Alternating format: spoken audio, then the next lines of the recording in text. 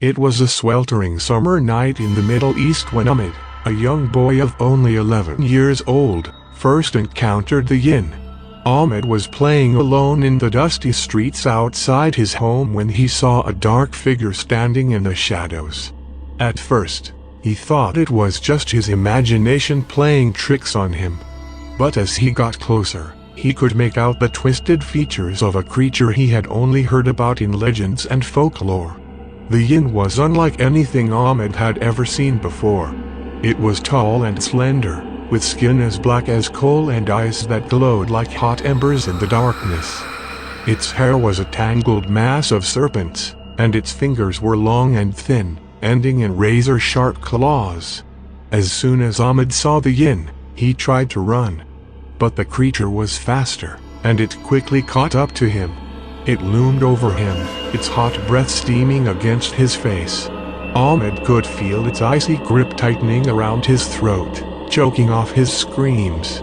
For what felt like an eternity, Ahmed was trapped in the Jinn's grasp. He could hear its whispers, like snakes slithering in his ears. It spoke to him in a language he couldn't understand, but the meaning was clear. The Jinn was here to claim him. But just as Ahmed was about to give up hope, he remembered something his grandmother had told him. She had warned him about the Jinn, told him stories of their malevolent nature and how they could possess the bodies and minds of humans. But she had also taught him how to protect himself from their grasp. With all his might, Ahmed recited the prayers his grandmother had taught him. He called upon the power of Allah to protect him from the Jinn's evil intentions. To his surprise, the Jinn recoiled at the sound of the prayers, as if it had been burned by a holy flame. Ahmed continued to recite the prayers, and the Jinn slowly began to fade away into the night. Its grip on Ahmed's throat loosened, and he was able to breathe again. But even as the Jinn disappeared, Ahmed knew that it would never truly leave him. From that day on, Ahmed could feel the Jinn's presence everywhere he went. It was like a shadow that followed him, a constant reminder of the terror he had faced that summer night. He tried to ignore it, to pretend that it wasn't there, but he knew deep down that the Jinn was waiting for its chance to strike again. Years went by, and Ahmed grew older, but the memory of the Jinn never faded. He tried to move on with his life, to forget the terror he had faced as a child, but it was always there, lurking in the back of his mind. As he grew into adulthood, Ahmed became a scholar of Islamic mysticism and the occult.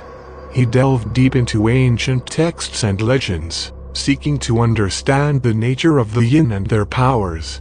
He traveled the world, studying with masters and gurus, seeking to unlock the secrets of the universe.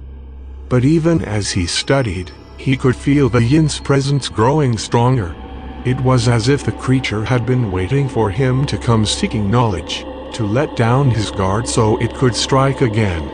One night, while Ahmed was deep in meditation, he felt a cold breeze sweep through the room.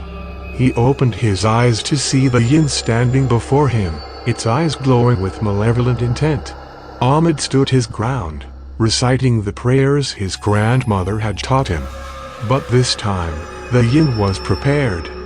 It lashed out with all its might, striking at Ahmed's mind and body with an otherworldly force. Ahmed fought back with all his will, but the Jinn was too strong.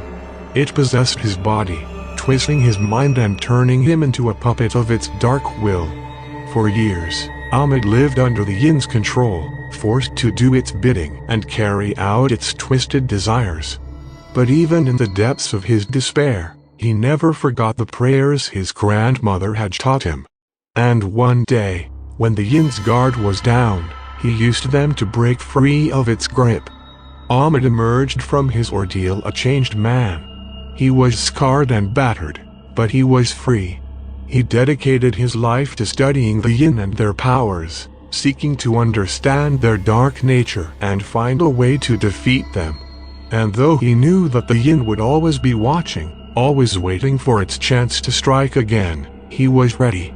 He had faced his fear and conquered it, and he knew that no matter what the Jinn threw at him, He would never give up the fight.